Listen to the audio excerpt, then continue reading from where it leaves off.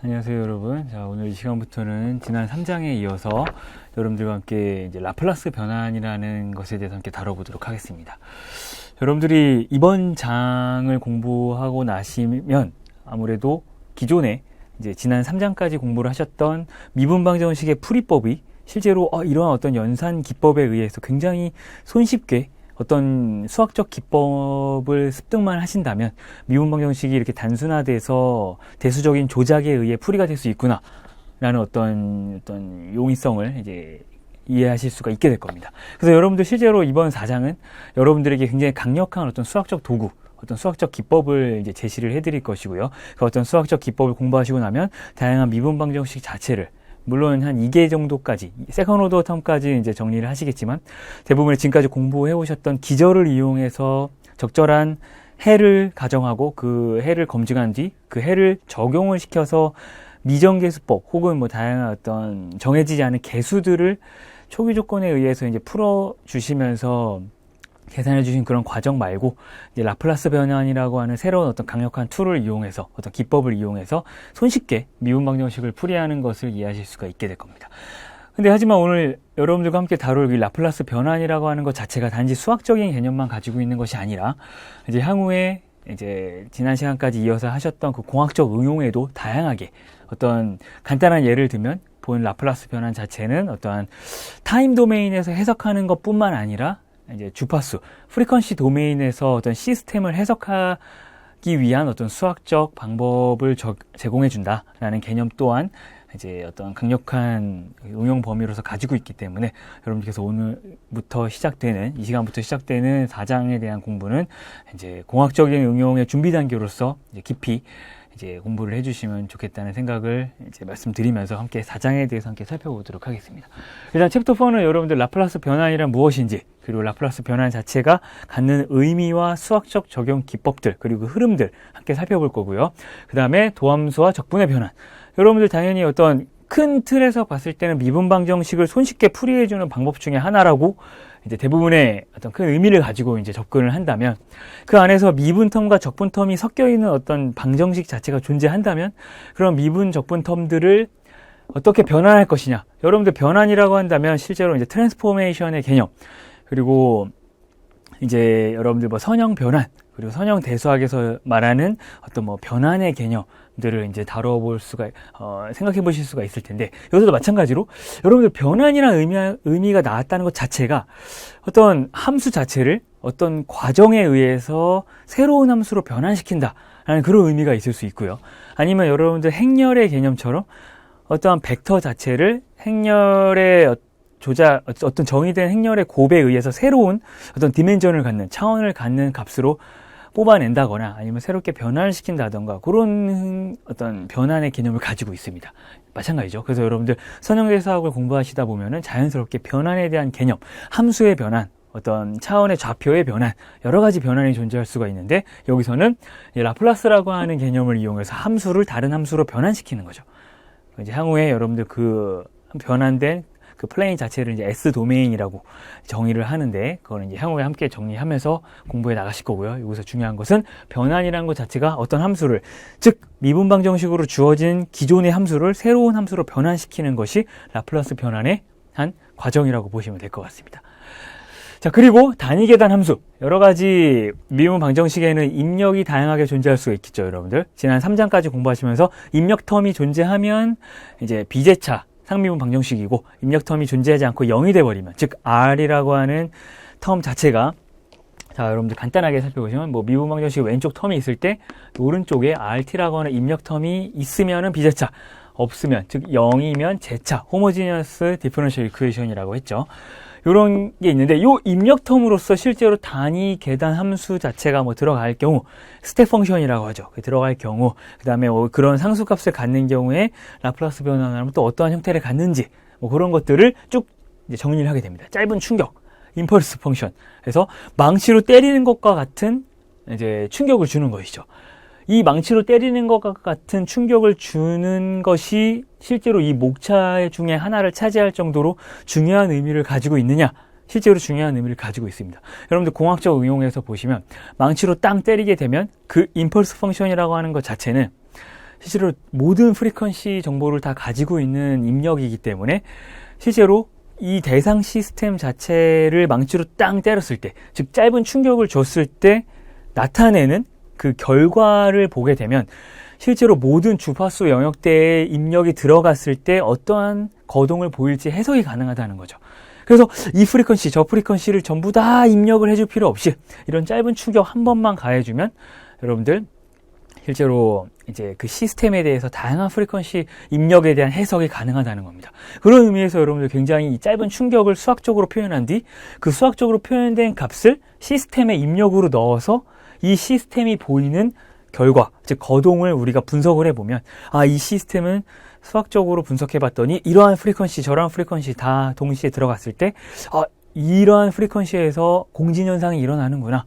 물리학 베이스로 본다면 공진은 여러분들 어떤 다양한 시스템에서 피해야 될 어떤 그런 현상이죠. 자연적 현상이죠. 그래서 그 프리퀀시를 피해야 되는 어떤 여러분들 레조넌스 프리퀀시라고 하죠. 고유진동수 자체를 또 뭐 이렇게 해석해 볼 수도 있다라는 그런 관점에서 짧은 충격이라는 그 입력 자체는 굉장히 중요한 의미를 가지고 있습니다.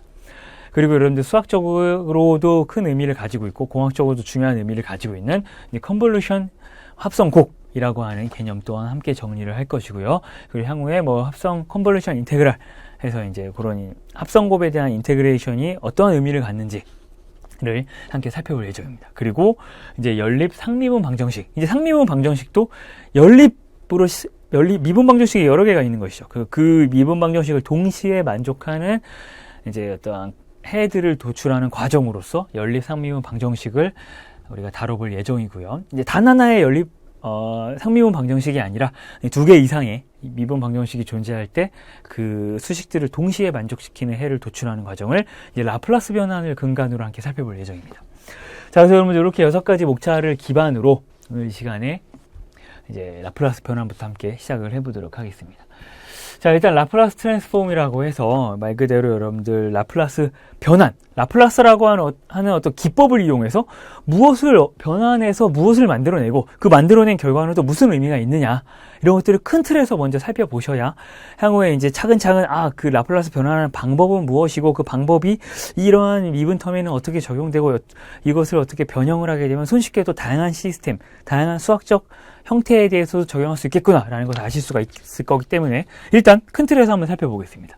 자, 여러분들 지난 시간까지 여러분들에게 주어졌던 선형 상미분 방정식을 살펴보면 일단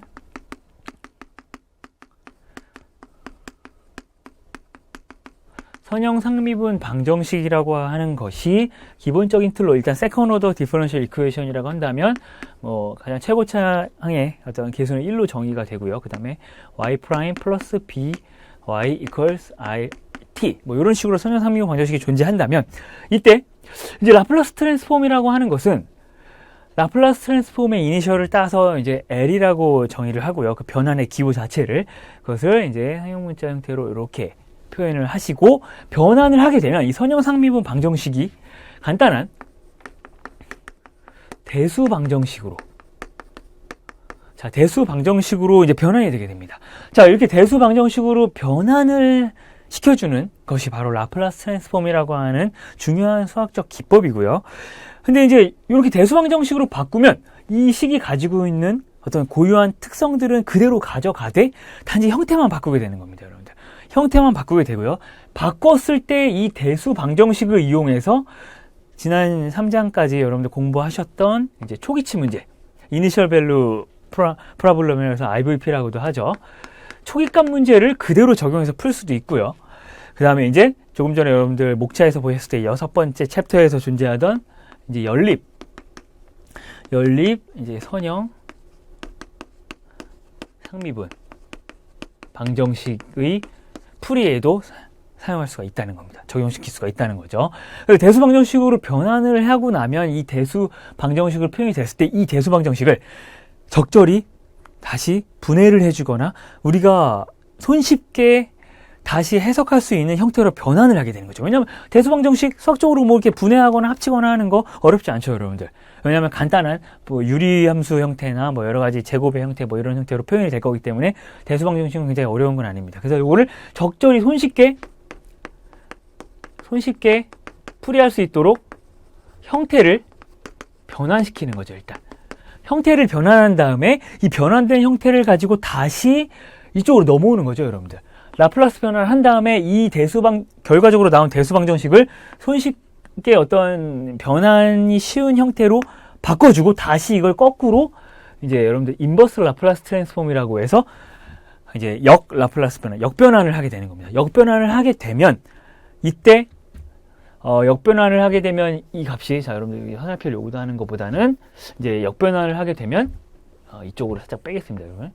자, 인버스 라플라스 트랜스폼을 하게 되면 요게 바로 이제 yt에 대한 어떤 이제 시간, 타임 도메인 내에서의 솔루션이 도출될 수밖에 없다는 것이죠. 그럼 여러분들 요걸 딱 변환을 했을 때 대수방정식을 일단은 요 y에 대해서 손쉽게 이제 간단하게 정리해 주시면서 이렇게 역변환이 되기 위한, 역변환이 손쉽게 될 수 있는 형태로 막 조작을 해서 변환을 시켜 주시면 그 다음에 어떤 정해진 라플라스 트랜스폼과 인버스 트랜스폼의 규칙에 의해서 거꾸로 다시 돌려주시기만 하면 이제 yt라고 하는 우리 여러분들과 함께 3장까지 기저를 기반으로 일반의 솔루션 도출하고 제너럴 솔루션 도출하고 파티큘러 솔루션 도출하듯이 바로 그 같은 결과가 그대로 나와버린다는 거죠. 그래서 간단하게 뭐 기저 넣고 그걸 다시 전개해서 특성방정식 근 구해서 푸는 것보다는 라플라스 트랜스폼을 해서 적절히 조작한 다음에 다시 인버스 라플라스 트랜스폼을 취하면 바로 솔루션이 도출될 수가 있다는 거죠.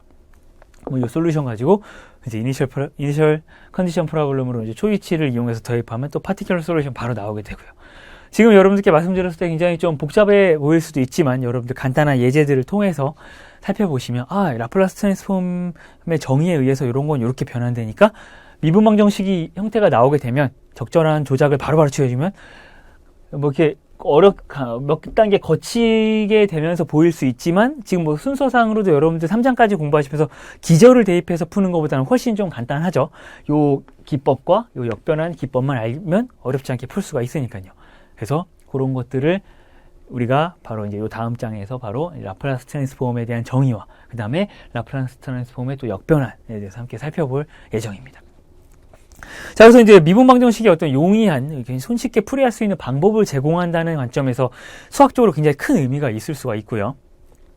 단순히 이러한 변환을 통해서 수학적으로 큰 의미를 바꾸는 게 아닙니다. 단순한 형태를 변환하는 데 있어서 선형상미분 방정식을 대수방정식으로 바꾸는 게 단순히 변환의 역할만 해주는 것이 바로 라플라스 변환이기 때문에 여러분들 이런 것들을 바로 우리가 어떠한 오퍼레이터라고 해서 단순한 그 기능만 존재하는 거죠. 변환의 기능만.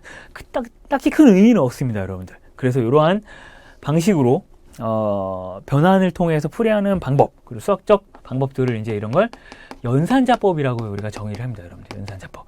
단순히 뭐 오퍼레이터로서의 역할을 한다는 것이죠. 수학에서 어떤 이 기호는 예를 들어서 뭐 이런 거죠, 여러분들. A 여기 이제 동그라미 이런 기호를 하나 넣어 놓고 B 이렇게 해 놓으면 이것이 A 곱하기 B 플러스 A 플러스 B라고 정의하자라고 한다면 여러분들 단순히 이 동그라미 안에 플러스가 들어있는 이 기호는 연산자의 역할로서 오퍼레이터의 역할로서 이 기능만 한다는 거죠. 그냥 단순히 수학적으로.